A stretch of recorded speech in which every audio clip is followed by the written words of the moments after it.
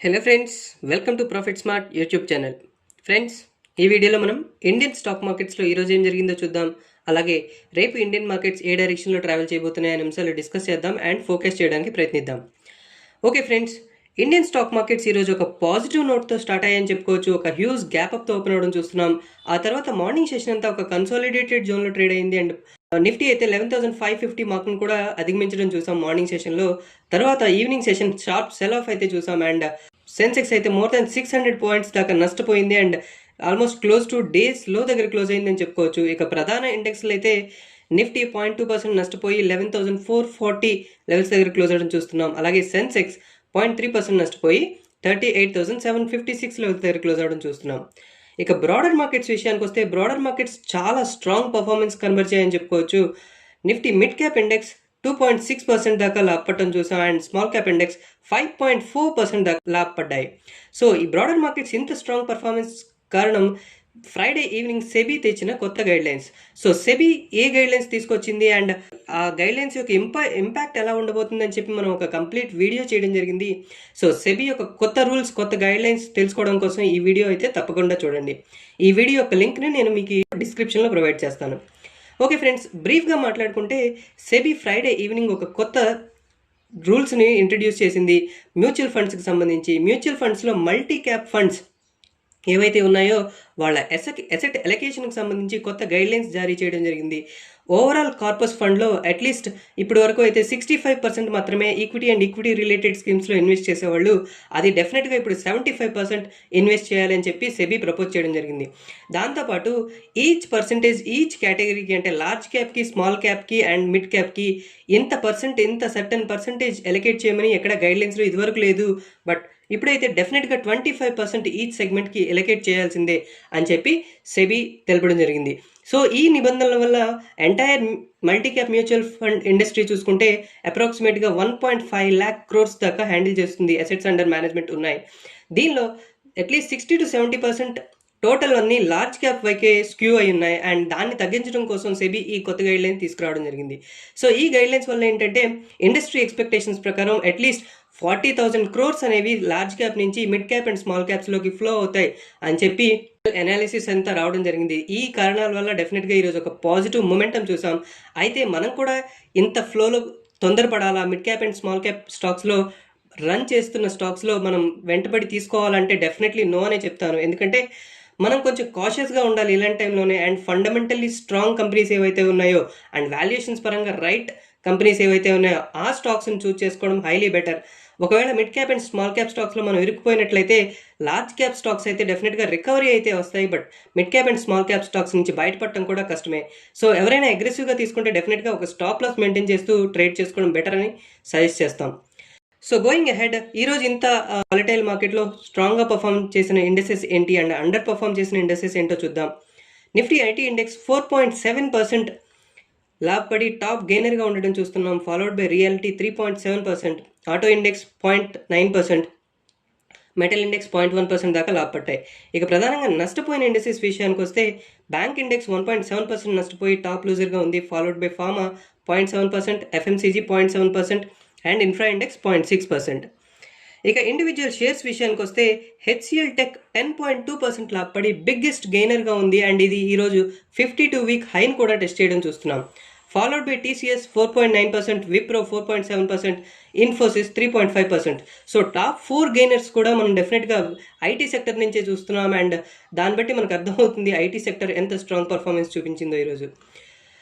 ఇక ఇండివిజువల్ షేర్స్లో నష్టపోయిన స్టాక్స్ విషయానికి వస్తే భారతీ ఎయిర్టెల్ 3.6% నష్టపోయి బిగ్గెస్ట్ లూజర్గా ఉండడం చూస్తున్నాం. గత కొద్ది కాలంగా భారతీ ఎయిర్టెల్ ఫాల్ అవుతూనే వస్తుంది అండ్ ఆల్మోస్ట్ మంత్లీ లో దగ్గర కూడా ఇది ఉండడం చూస్తున్నాం.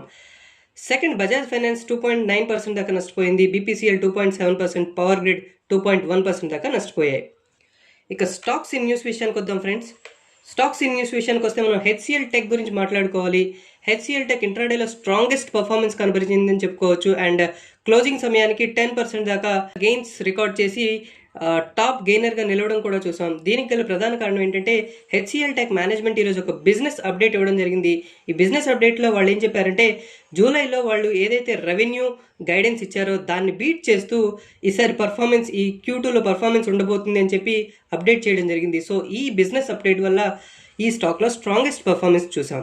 So very strong performance in HCl tech overall అని చెప్పుకోవచ్చు. ఈరోజు ఒక్కరోజే ఆల్మోస్ట్ 71 రూపీస్ గెయిన్ అయ్యి అండ్ రికార్డ్ హైస్ దగ్గర క్లోజ్ అవ్వడం ఈ స్టాక్ చూస్తున్నాం. నెక్స్ట్ స్టాక్ ఇన్ న్యూస్ విషయానికి వస్తే మనం టీసీఎస్ గురించి మాట్లాడుకోవాలి. టీసీఎస్ 9 ట్రిలియన్ మార్కెట్ క్యాపిటలైజేషన్ మార్క్ని దాటిందని చెప్పొచ్చు ఈరోజు. అండ్ ఇది రిలయన్స్ తర్వాత సెకండ్ లార్జెస్ట్ మార్కెట్ క్యాపిటలైజేషన్ కంపెనీగా నిలబడుతుంది.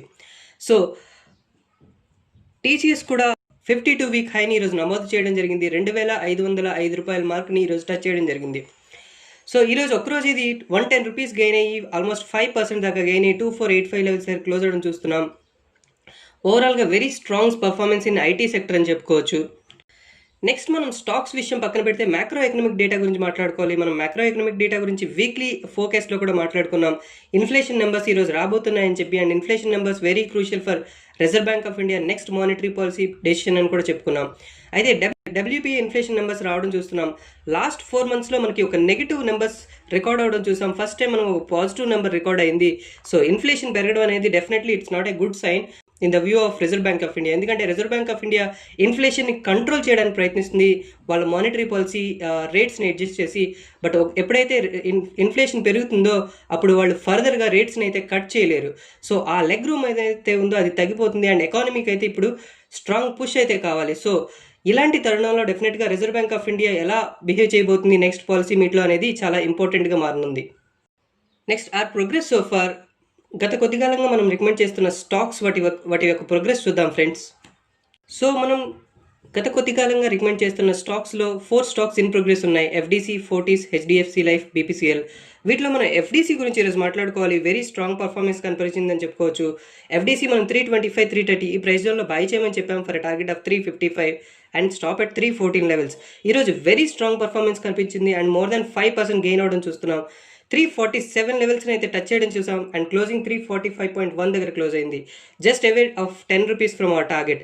సో ఆల్మోస్ట్ మనం రికమెండ్ చేసిన దగ్గర నుంచి చూస్తే మోర్ దాన్ 8 to 9% అయితే రిటర్న్స్ జనరేట్ చేసిందని చెప్పుకోవచ్చు. అండ్ ఎవరైనా పొజిషన్ తీసుకుంటే మాత్రం ఈ లెవెల్స్లో కాస్త బుక్ చేసుకోవచ్చు అని చెప్పుకోవచ్చు. అదర్వైజ్ స్టాక్ని కాస్ట్ టు కాస్ట్ ప్రొవైడ్ చేసి కూడా ఈ స్టాక్ని హోల్డ్ చేయొచ్చు for target of 355. Fortis health care, HDFC life, BPCL ఇవి కూడా ఇన్ ప్రోగ్రెస్లో ఉన్నాయి. సో ఇది ఫ్రెండ్స్ మన progress so far. What to expect tomorrow. Nifty and bank Nifty ఇంత వాలటైల్ చేసిన తర్వాత ఫర్దర్గా అప్సైడ్ మూవ్ ఆన్ ఉన్నాయా లేదా ఫర్దర్గా డిప్ ఆన్ ఉన్నాయా అనే విషయాలు తెలుసుకునే ముందు ఒక రిక్వెస్ట్ ఫ్రెండ్స్, ఇప్పటిదాకా మీరు మా యూట్యూబ్ ఛానల్ని సబ్స్క్రైబ్ చేసుకోకపోతే ప్లీజ్ సబ్స్క్రైబ్ చేసుకోండి. అలాగే ఈ వీడియోలో ఉన్న కంటెంట్స్ మీకు నచ్చినట్లయితే ప్లీజ్ మీ ఫ్రెండ్స్తో కూడా షేర్ చేయండి. Okay friends, coming back to Nifty. మనం చూస్తున్నది Nifty September futures hourly chart. So మనం చాలా క్లియర్గా చెప్పుకున్నాం నిఫ్టీకి ఇమీడియట్ రెసిస్టెన్స్ అయితే 11,580, 11,600 ఈ ప్రైస్ జోన్లో ఉందని చెప్పి అండ్ ఈ లెవెల్ పైన బ్రేక్ అయ్యి క్లోజ్ అయితేనే మన వ్యూ చేంజ్ అవుతుందని కూడా మాట్లాడుకున్నాం. సో ఈ రోజు అయితే అదే లెవెల్స్ వరకు వెళ్ళటం అయితే చూస్తున్నాం. బట్ ఆ లెవెల్స్ని అయితే సస్టైన్ చేసుకోలేకపోయింది. సో అక్కడి నుంచి కూడా ఫాల్ అయిపోవడం చూసాం, sharp fall in fact. So going ahead into tomorrow 11,350, 11,360 ఈ ప్రైస్ జోన్ అనేది స్ట్రాంగెస్ట్ సపోర్ట్ జోన్ అని చెప్పుకోవచ్చు. ఈ లెవెల్స్ని హోల్డ్ చేస్తే మళ్ళీ రిబౌండ్ అయ్యే ఛాన్సెస్ ఉన్నాయి. బట్ ఈ లెవెల్స్ బ్రేక్ చేసి అట్లీస్ట్ 1 or 2 hours ట్రేడ్ జరిగితే ఫర్దర్గా 11,210 లెవెల్స్ వరకు కూడా స్లిప్ అయిపోయే అవకాశాలు ఉన్నాయి. On the higher side immediate resistance అయితే 11,580, 11,600 అని చెప్పుకోవచ్చు. ఆ లెవెల్స్ పైన ట్రేడ్ అయితేనే at least couple of hours Nifty ఫర్దర్గా బుల్లిష్ అయ్యే ఛాన్స్ ఉంది. అండ్ ఇమీడియట్ టార్గెట్ అయితే 11,700 అని చెప్పుకోవచ్చు. ఆ తర్వాత 12,000 మార్క్ని కూడా టచ్ చేసే అవకాశాలు ఉంటాయి. ఇక బ్యాంక్ నిఫ్టీ విషయానికి వస్తే బ్యాంక్ నిఫ్టీ ఆద్యాంతం వీక్గానే కనిపించింది ఈరోజు through out the session. And దీనికి గల ప్రధాన కారణం ఏంటంటే మనం గత కొన్ని సెషన్స్ నుంచి కూడా మాట్లాడుకుంటున్నాం బ్యాంక్స్ కొంచెం వీక్గానే ఉన్నాయని చెప్పి. అండ్ నిఫ్టీ అంత స్ట్రాంగ్ పర్ఫార్మెన్స్ చూపించినప్పటికీ బ్యాంక్స్ అయితే అంత స్ట్రాంగెస్ట్ పర్ఫార్మెన్స్ చూపించలేకపోతున్నాయి. Almost most of the day ఈరోజు ఒక గ్యాప్ అప్తో స్టార్ట్ అయినప్పటికీ కంప్లీట్ డే మనం నెగిటివ్ టెరిటరీలో ట్రేడ్ అవ్వడం చూసాం. ఇమీడియట్ సపోర్ట్ అయితే బ్యాంక్ నిఫ్టీకి 22,150 లెవెల్స్ దగ్గర ఉంది అని చెప్పుకున్నాం. అదే లెవెల్స్ దగ్గర అయితే ఈరోజు హోల్డ్ అవ్వడం చూస్తున్నాం. సో రేపు కూడా ఈ levels below at least couple of hours trade అయితే ఫర్దర్గా ఇది స్లిప్ అయిపోయే అవకాశాలు ఉన్నాయి టువర్డ్స్ 21,500 వరకు.